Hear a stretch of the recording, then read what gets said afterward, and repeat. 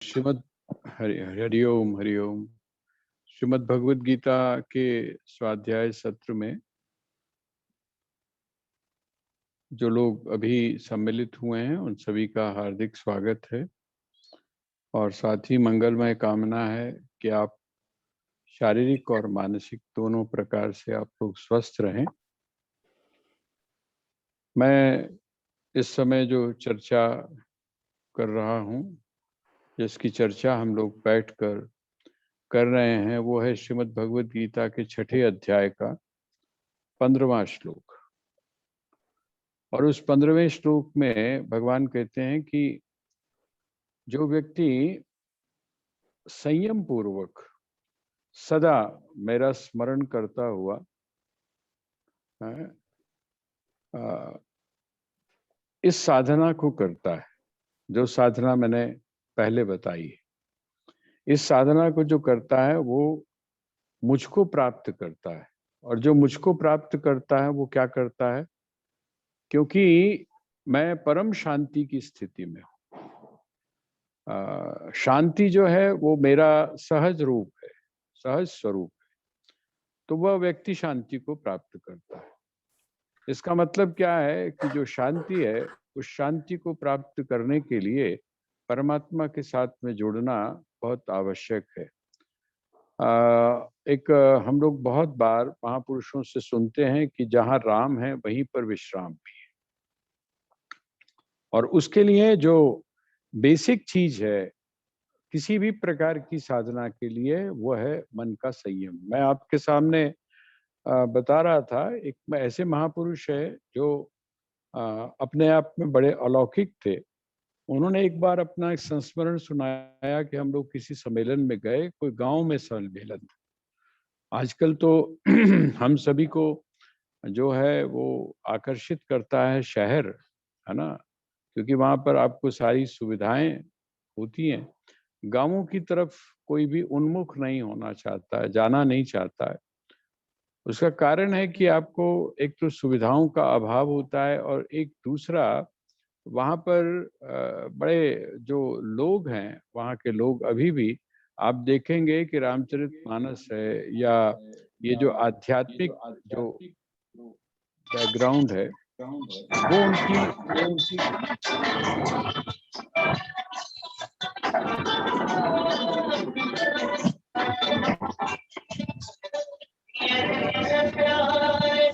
हाँ जी, please mute कर लीजिए, म्यूट कर लीजिए।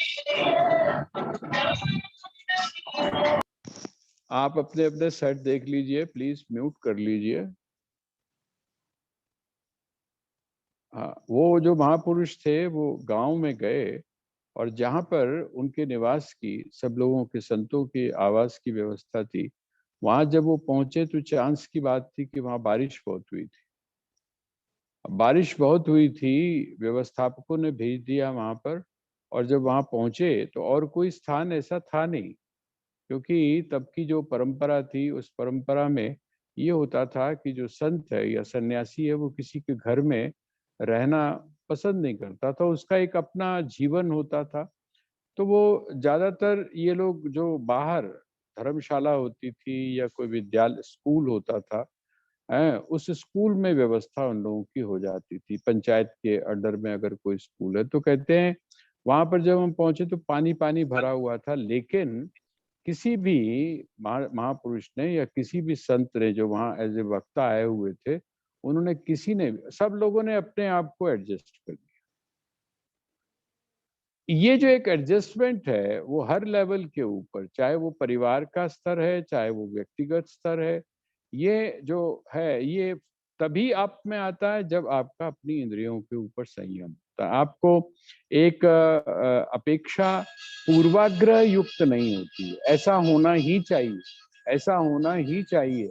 ये जो चीज है ये आपको बहुत हमेशा ही अशांत भी करती है और परेशान भी करती है। तो भगवान कहते हैं कि जो व्यक्ति क्या करता है, शांति को प्राप्त करना चाहता है, वो किसके पास कैसी कहते हैं, जैसी मैंने साधना बताई है, उस साधना को जो व्यक्ति करता है वह परम शांति को प्राप्त करता है।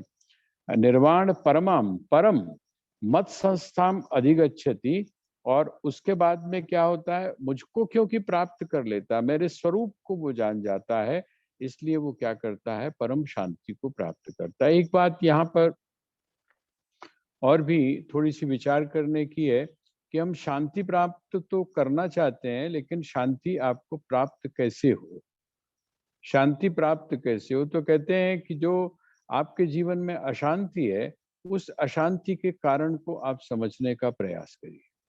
और जिस समय आप अशांति के कारण को समझ लेते हैं, तो सहज रूप से वह जो अशांति है उसका कारण जब आपको समझ में आया और आपने उसके कारण का निवारण कर दिया, तो आपके जीवन में सहज रूप से शांति की अनुभूति, शांति की प्राप्ति हो जाती है। और वो शांति कैसी होती है, वो परम शांति होती है। परम शांति का अर्थ क्या है? परम शब्द का प्रयोग अक्सर आपको आध्यात्मिक जीवन में मिलता है। परम का अर्थ ये होता है कि बस अब वो जिसको बोलते हैं सबसे अंतिम, जैसे हम बोलते हैं ना परम लक्ष्य। परम लक्ष्य का मतलब है कि बिल्कुल अंतिम लक्ष्य, अब उसके बाद में और कोई आपका उद्देश्य नहीं रह गया। आप जहां आपको पहुंचना चाहिए था वहां आप पहुंच गए हैं, इसको हम बोलते हैं परम लक्ष्य। परम शांति का अर्थ क्या है कि सच्चे अर्थों में जो शांति है, वह शांति आपके जीवन में आती है। अब भगवान अगला स्टेप और ले रहे हैं। जैसे हम लोगों की सभी की एक हमारे लिए सरल उपाय है, और वो सरल उपाय क्या है? वो सरल उपाय ये है कि हम अति में रह सकते हैं। या तो हम किसी चीज को छोड़ देते हैं, या हम किसी चीज को पकड़ लेते हैं। ठीक है, चाहे वो खाना पीना हो, भोजन के स्तर पर हो, शरीर के स्तर पर हो, आपके मन के स्तर पर हो, किसी भी स्तर पर हो। आपको अगर कहा जाए कि भाई आपको ये करना है, तो आप करना शुरू कर देते हैं। और आपको ये नहीं करना है, ये भी जो है, ये भी आपके लिए सरल नेगेशन, अर्थात मना कर दिया जाए तो भी सही है, और हाँ कह दिया जाए तो भी सही है। आपको कहा जाए कि आप प्रवृत्ति करें, वो भी आपको बड़ी आसान लगती है। आपको कहा जाए निवृत्ति करें, अर्थात सब कुछ छोड़ छाड़ दें, वो भी आपके लिए आसान है। लेकिन श्री कृष्ण कहते हैं कि नहीं, ये दोनों एक्सट्रीम है। जितना गलत पकड़ना है, उतना ही गलत छोड़ना भी है, जिसको हम छोड़ना बोलते हैं। वो कहते हैं न पकड़ने की जरूरत है, न छोड़ने की जरूरत है, तो क्या करें? इसीलिए भगवान कृष्ण का जो सिद्धांत है, वो न तो प्रवृत्ति का है और न निवृत्ति का है, वो प्रवृत्ति में निवृत्ति का है। आप कर्म करें, कैसा कर्म करें? भोग पूर्वक कर्म करें, तो भगवान कहते नहीं। आप कर्म भोग पूर्वक नहीं करें, तो आप कर्म ना करें, कहते नहीं, वो भी गलत है, वो भी गलत। दोनों ही एक्सट्रीम है, दोनों ही अति हैं। तो आप क्या करें? आप कर्म तो करें, लेकिन वहां पर भोग की वृत्ति आपके भीतर ना हो। आप कर्म तो करें, लेकिन आप में किसी भी प्रकार की आसक्ति ना हो। अनासक्ति पूर्वक किया गया कर्म, ये भगवान का कहना है। भगवान श्री कृष्ण श्रीमद् भगवत गीता में जो बात हमको समझाने का जो प्रयास कर रहे हैं, बार बार अलग अलग तरीकों से, अलग अलग युक्तियों से, वो यही है। इसीलिए भगवान यहाँ अब देखिए साधना में आ गए। आप बैठ गए, बैठने की आपको स्थिति बताई, शरीर की मुद्राओं की स्थिति बताई, मानसिक रूप से आप क्या विचार करें उसके बारे में, चिंतन के बारे में आपको बताया। अब वो आ गए किस जगह पर कि आपका जो बहुत रूटीन जो है ना, रूटीन आपको कैसा होना चाहिए। ये तो आपका वो वाला है क्षण जबकि आप बैठे हुए हैं, आप साधना के लिए बैठे हैं। ये तो सारी चर्चा अभी तक हुई।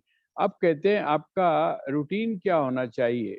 वो जो समत्व है, उस साधना के द्वारा आप समत्व जो है उसको प्राप्त करते हैं। तो ऐसा नहीं है कि जिस समय आप साधना कर रहे हैं, या जिस समय आप अपने आसन के ऊपर बैठे हैं अपने स्थान के ऊपर बैठे हैं, तभी आप ऐसा करें। कहते नहीं, वो जो समत्व है, उस समत्व को आप अपनी बाकी की क्रियाओं के साथ में भी जोड़कर रखें। का अर्थ आपको ध्यान होगा। मैं फिर बार बार इसलिए याद करवाता हूं कि आप उस चीज को पक्का कर लें। आपके सामने जब ये शब्द आए तो आपको एकदम समझ में आ जाना चाहिए। समत्व का अर्थ क्या है? समत्व जिसका अर्थ है कि आप अपने जो वीणा है उसके सितार तार जो हैं उनको आप इतना मस कस दीजिए कि वो टूट जाएं, और आप इतना भी ढीला मत छोड़ दीजिए कि वो क्या हो, उनमें किसी भी तरह की ध्वनि ना हो। ये है समत्व, बीच का रास्ता, जिसको जो ये है सम्यक शब्द का प्रयोग किया है बुद्ध ने। सम्यक शब्द, सम्यक क्या मतलब? बीच का। सम, तीसरा मार्ग जिसको बोलते हैं, वो तीसरा मार्ग है। और ये जो तीसरा मार्ग है, इसके अलावा कुछ जो हमारे वो हुए हैं, विचारक हुए हैं, उन्होंने एक बुक है बहुत मशहूर है, गुरजीएफ की एक किताब है, उसका नाम है फोर्थ वे। उसका नाम है फोर्थ वे। फोर्थ वे का मतलब है चौथा रास्ता। वो कहते हैं तीन रास्ते जो हैं, तीन मार्ग जो हैं, वो तीन मार्ग में आपस में संतुलन बड़ा जरूरी है। अगर तीन मार्गों में आपस में संतुलन नहीं होगा, अर्थात आपका कर्म, आपका भाव और आपका जो इंटेलेक्ट है, आपका जो ज्ञान है, इन तीनों में संतुलन की आवश्यकता है। अगर संतुलन नहीं होगा तो क्या होगा? आपने बहुत सारे लोगों को देखा होगा कि वो होते तो बड़े पतले दुबले हैं, लेकिन उनका पेट बहुत बड़ा होता है। कभी कभी तोंद जो है वो निकल आती है जब बाहर, तो बड़े अजीब से लगते हैं वो देखने में। असंतुलन हो गया।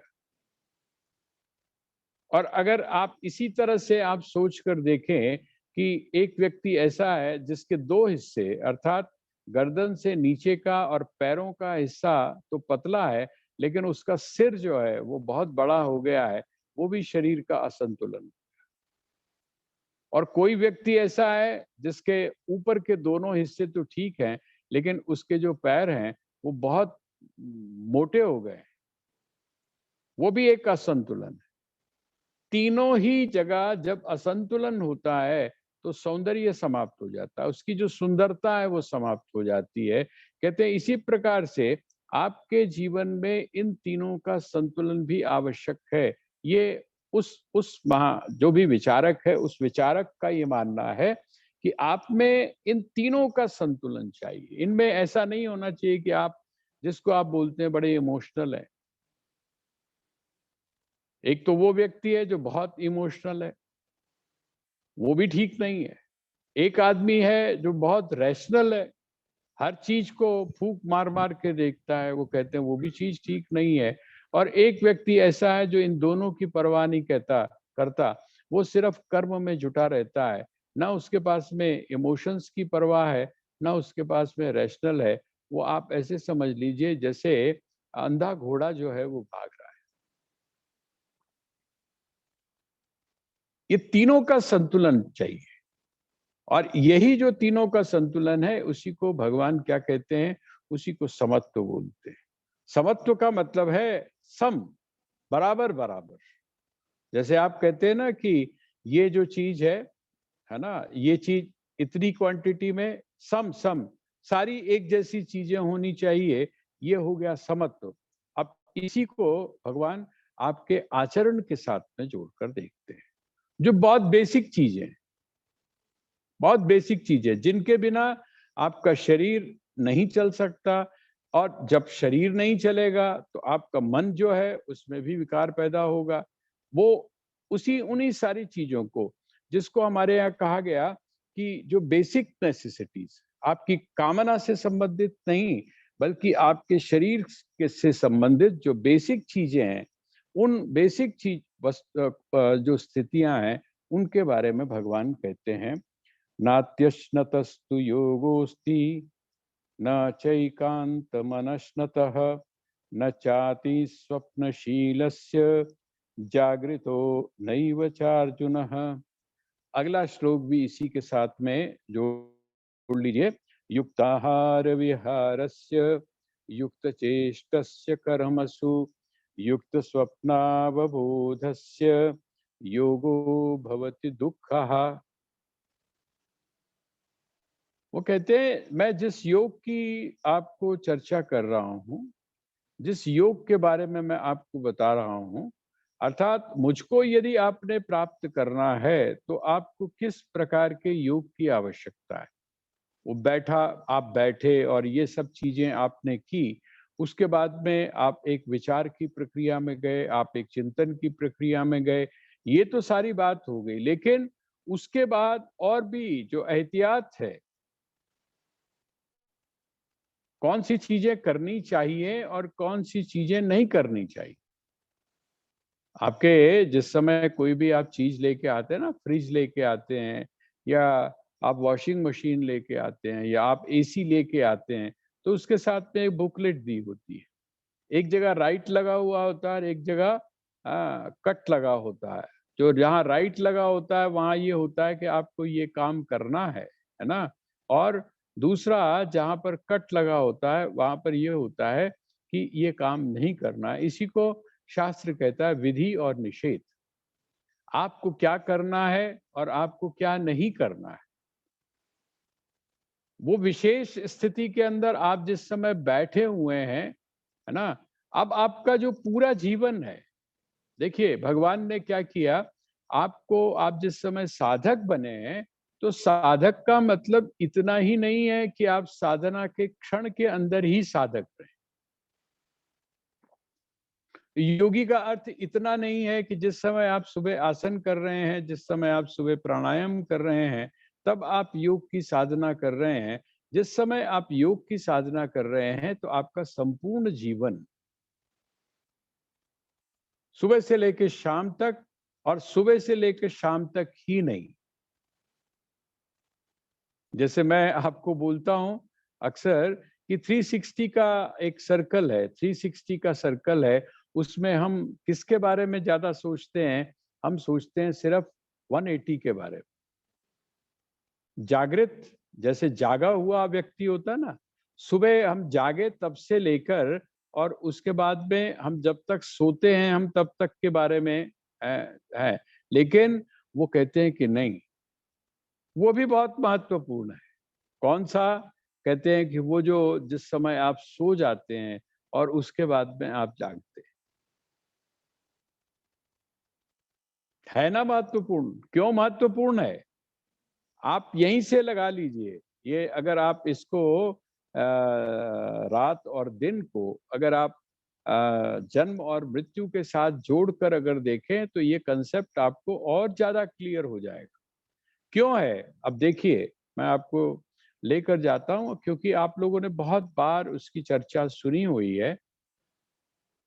हनुमान जी जिस समय वहां पर पहुंचे लंका में, चारों तरफ उन्होंने देखा, अभी तक माँ सीता का पता नहीं चल पा रहा है। एक तरह से निराशा की स्थिति है। सुबह हो जाएगी, सूर्य का उदय होगा, और जब सूर्य का उदय होगा तो जो काम अर्थात ढूंढने का, खोज का जो काम कर रहे हैं वो काम कैसे कर पाएंगे? क्योंकि तब तो सबकी दृष्टि होगी, सबकी नजर होगी।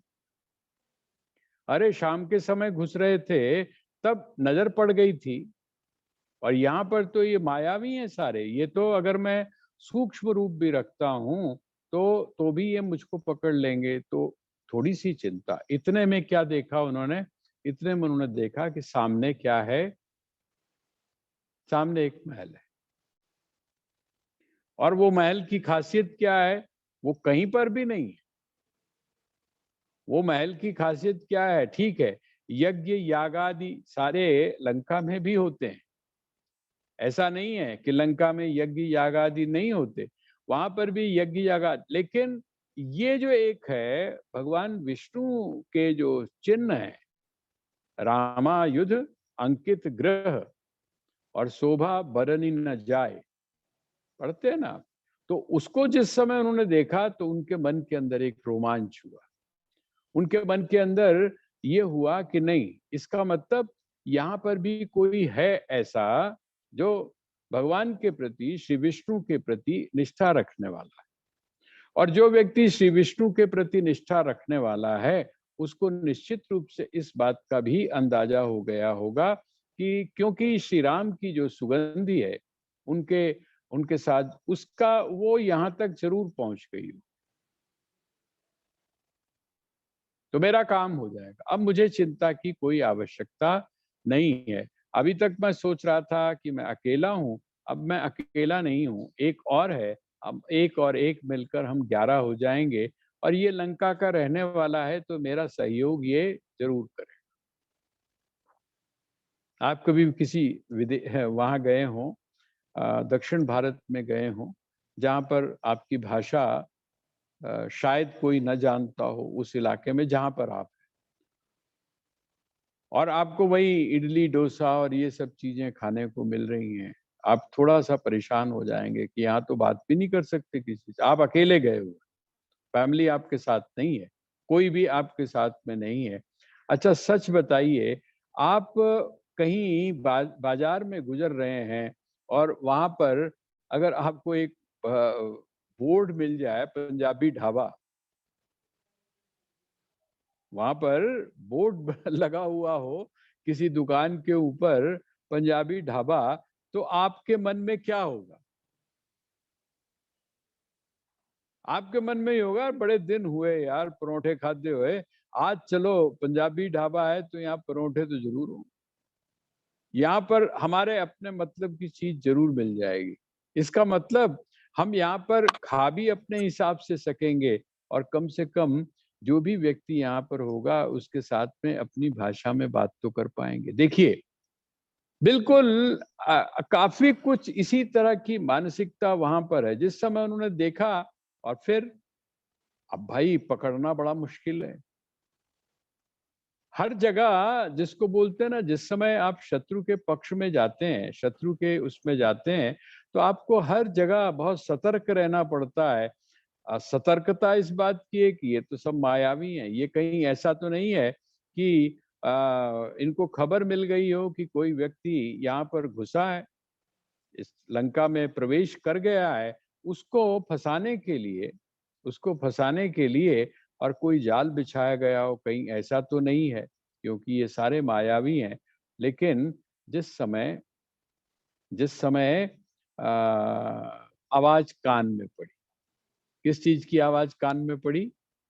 राम राम, राम राम ते ही सुमिरन कीना। कहते हैं उसने राम राम का स्मरण किया। राम राम का स्मरण मन से ही नहीं किया, बल्कि उसके वाणी से भी श्री राम का जिस समय नाम लिखा निकला, तो उसने कहा कि ये जो मायावी राक्षस हैं, ये और सब कुछ तो कर सकते हैं, लेकिन राम राम जो है वो ये नहीं करेंगे।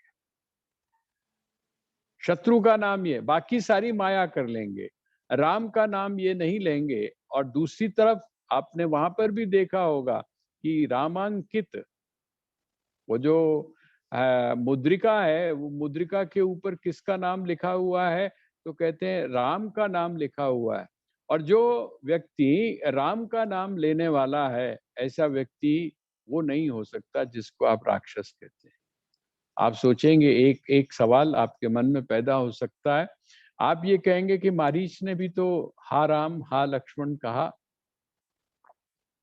लेकिन आपने सुना होगा कि मारीच जो है वो उस वृत्ति को का परित्याग करके तप कर रहा है, वो नहीं चाहता ऐसा काम करना। इसका मतलब जो साधु हृदय है, साधु या सज्जन पुरुष है, वही श्री राम का नाम है। उसका आप इतना ही मत सोचिए कि सुबह से लेके शाम तक, और सुबह से लेके शाम तक ही नहीं, बल्कि कुछ समय के लिए वो परमात्मा का नाम लेता है, या कुछ समय के लिए वो योगी है, नहीं, ऐसी बात नहीं है।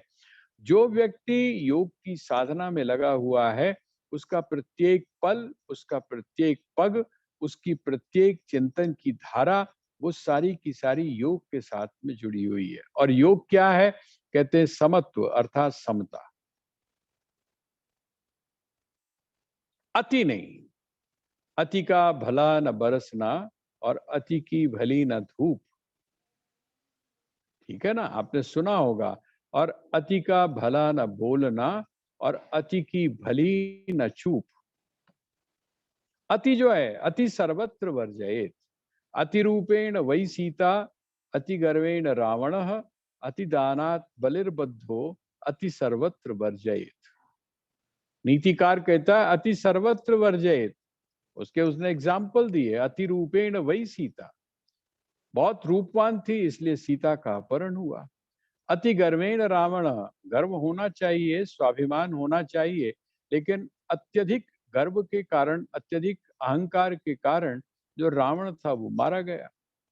और अति दानात बलिर्बद्धो, दान देना बड़ी अच्छी बात है, शुभ कर्म है, धर्म है, लेकिन अति दानात, दान को जिस समय उसकी मर्यादा से आगे जिस समय किया, उसका परिणाम क्या हुआ? अति दानात बलिर्बद्धो, जो राजा बलि था वो बंधन में पड़ गया।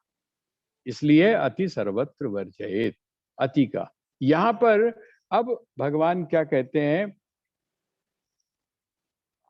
न अति अश्नतस्तु। अश्न माने क्या होता है? भोजन। जो व्यक्ति बहुत भोजन करता है और नात्यश्नस्तस्तु योगोस्ति न च एकांत मनश्नतः। कहते हैं कि न तो बहुत खाने वाला इस और ना ही बहुत कम खाने वाला। इसका मतलब क्या है? आपको जो खाना है, अर्थात आपको जो भोजन करना है, आपको जो भोजन करना है वो कैसा करना है? कहते हैं कि आपको भोजन ना तो ज्यादा करना है और ना कम करना है। इसका मतलब आपका भोजन के ऊपर नियंत्रण होना चाहिए। भोजन के ऊपर आपका नियंत्रण होना चाहिए। अब इसको आपको ध्यान होगा, मैंने भोजन की बात पहले भी एक बार आई थी, तो मैंने आपको कहा था कि भोजन का अर्थ क्या होता है? भोजन का अर्थ होता है जो भी बाहर से अंदर चीज जाती है। जैसे आप अन्न ग्रहण करते हैं, अन्न लेते हैं, पानी लेते हैं, तो आप क्या करते हैं? आपके शरीर में जो कमी आ गई है, आपके अंदर शुगर की कमी हो गई है ना, ग्लूकोज की कमी हो गई है, तो आप भोजन करते हैं। आपके अंदर प्रोटीन की कमी हो गई है तो भोजन के द्वारा आप उसको पूरा करते हैं। जल की कमी हो गई है, उसको आप जल के द्वारा पूरा करते हैं। कहते हैं इसी प्रकार आपने क्या करना है? आपकी जो इंद्रियां हैं, आपकी इंद्रियां, सिर्फ आपका मुख ही जो है वो भोजन नहीं करता है। आपकी जितनी इंद्रियां हैं वो अपने अपने विषयों का भोजन करती हैं, अर्थात उसको ग्रहण करती हैं। तो वहां पर भी आपको क्या करना है? आप देखें, आप अपनी आंखों से देखें, आप अपनी आंखों को मूंदे नहीं, आप अपनी आंखों को बंद नहीं करें, लेकिन कैसा होना चाहिए? वो जो देखना है वो देखना अति नहीं हो। तो आप अपनी आंखों को मूंद लें, और ना ही खुलने का मतलब यह है कि आप उनको इतना खोल दें कि आपको बहुत सारी चीजें जो आपको नहीं देखनी चाहिए वो भी आप देखने में लग जाए। आजकल आपके पास में है ना एक खिलौना, और आपने देखा होगा कि जब आप व्हाट्सएप खोलते हैं या फेसबुक खोलते हैं तो आपको पता ही नहीं चलता कितना टाइम बीत जाता है। अब आप उसमें सोच कर देखिए कि आप का मकसद क्या है। जिस समय आप अ, अ, ये खोलते हैं, ये दोनों चीजें, या जिस समय आप उसका उपयोग करते हैं, तो आप अति में चले जाते हैं। उसका जो सदुपयोग है, उसका सदुपयोग हम नहीं कर पा रहे हैं। जब हमको उस चीज की जरूरत है तब हम नहीं, लेकिन जब जरूरत उसकी नहीं भी है तब भी हम उसको अपनी जरूरत बना रहे हैं। भगवान यहाँ पर यही कह रहे हैं, न अति अश्नतः स्तु योगोस्ति न च एकांत मनश्नतः। न ज्यादा भोजन करने वाला और न भोजन न करने वाला, भोजन का परित्याग करने वाला। न चा अति स्वप्नशीलस्य, बहुत सोने वाला है, बहुत सोने। देखिए भोजन भी आपके लिए सहज है, बहुत जरूरी है, नींद भी आपके लिए बहुत जरूरी है। लेकिन नींद का मतलब क्या है? नींद का मतलब यह है कि जिस समय आप बहुत थक गए हैं, जब आप बहुत थक गए हैं तो क्या होता है? नींद आ जाती है।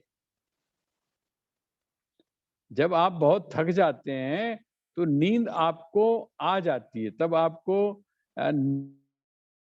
आवश्यकता नहीं होती है। आप अपने बिस्तर पर लेटे और पता नहीं कब आपकी आंखें मूंदी और सुबह जब आप उठे तो पता चला कि आप 5 घंटे या 6 घंटे आप सो चुके हैं। ये क्या है? जब आपने थका। लेकिन वो कहते हैं न अति स्वप्नशीलस्य और जागृतो नैव चार्जुन। कहते हैं ना तो बहुत सोने वाला इस योग की साधना कर सकता है और ना जागने वाला कर सकता है। सोने वाला करने का मतलब क्या है? इसका मतलब वो आलसी हो गया। सोने वाले का मतलब क्या है? कि वो आराम में चला गया, विश्राम में चला है, उसको बड़ा अच्छा लगता है सोना, है ना। कई लोग ऐसे होते हैं जिनको उनको पूछो ना कि जी आपकी हॉबी क्या है, आपको क्या अच्छा लगता है बहुत, है। तो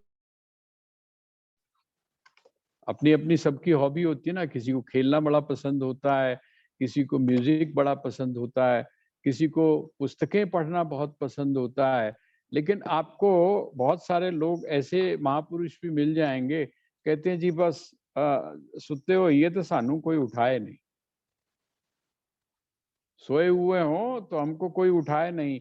हमारी सबसे बड़ी हॉबी क्या है? कहते हैं हमारी सबसे बड़ी हॉबी है कि सोना, खूब सो। बड़ी मजे की बात तो तब आती है जबकि लोग घूमने निकलते हैं, आउटिंग के लिए निकलते हैं, पिकनिक के लिए जब, तो वहां पर भी क्या करते हैं? वहां पर भी जाके खाएंगे पिएंगे और सो जाएंगे। चलो भाई साइट वेख के आने, कहते नहीं ये कोई गल नहीं है, वेख लांगे। वहां पर उनको उनको बस सोना जो है वही बहुत प्रिय है। वो कहते हैं इसी तरह से ना स्वप्नशील जो है, स्वप्नशील का अर्थ हुआ जिसके स्वभाव में सोना है। और सोने के साथ में फिर क्या करता है? यहाँ स्वप्न की बात की गई है। सोना, स्वप्न। और जो सोने का मतलब एक और भी होता है कि कई लोग क्या होते हैं, आंखें खुली होते हैं और सोए हुए होते हैं। देखा कभी आपने कभी किसी को? हम अपने आप को ही कभी महसूस करें कि हम क्या होते हैं। हम आंखें तो हमारी खुली हुई हैं लेकिन हम सोए हुए होते हैं। सोने का मतलब क्या है? कहते हैं वो जो सोने में जो हमने सपना देखना था वो हम खुली हुई आंखों से देखते हैं, स्वप्न में चले जाना। और जागृतो नैव चार्जुन। कहते हैं जो व्यक्ति बहुत जागता है, जिसको नींद ही नहीं आती है, जिसको नींद नहीं आती है, ऐसा भी व्यक्ति, क्योंकि जब नींद ही आपको नहीं आ रही है पूरी, ठीक है, तो आप जो है वो रिलैक्स की स्थिति में नहीं है। आपका जो मन है, आपका जो शरीर है, यहाँ तक कि आपका जो ब्रेन है, वो एक अजीब से टेंशन में, एक अजीब से तनाव में है, इसीलिए आपको नींद नहीं आ रहे हैं। तो कहते हैं कि इसलिए क्या है? कहते हैं जागृतो नैव चार्जुन। हे अर्जुन, ना तो बहुत खाने वाला इस साधना को कर सकता है, ना बहुत कम खाने वाला अर्थात न खाने वाला इसको कर सकता है, ना बहुत ज्यादा सोने वाला कर सकता है, ना इसको बहुत ज्यादा जागने वाला जिसको नींद ही नहीं आती है वो भी इसको नहीं कर सकता। इसको कौन कर सकता है? जो इन सारी चीजों में सम रहता है। ये जो योग है, जिस योग की चर्चा मैं कर रहा हूं, ये योग इस प्रकार का है। ये कैसा योग है? करते हुए भी न करने का है, करते हुए भी न करने का है। इसीलिए भगवान कहते हैं युक्ताहार विहारस्य युक्त चेष्टस्य कर्मसु। जिसका आहार और विहार क्या हो? युक्त हो। मैंने शायद आपको बताया था पंजाबी में एक बड़ा अच्छा शब्द है युक्त के लिए।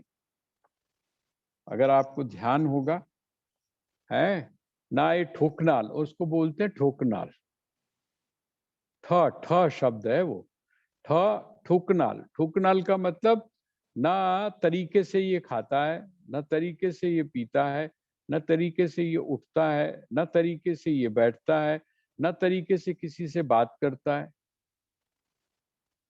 इनू जिंदगी दा, इनू रहन दा तरीका ही नहीं आंदा। इसका मतलब एक ठुकनाल नहीं रह रहा।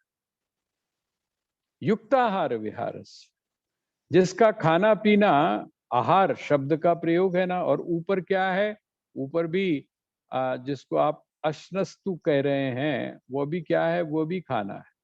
वो कहते हैं जो खाने पीने के मामले में जो इंद्रियों से प्राप्त होने वाली जो संवेदना है, उसके मामले में वो क्या है, युक्त नहीं है। और कहते हैं युक्ताहार विहारस्य युक्त चेष्टस्य कर्मसु।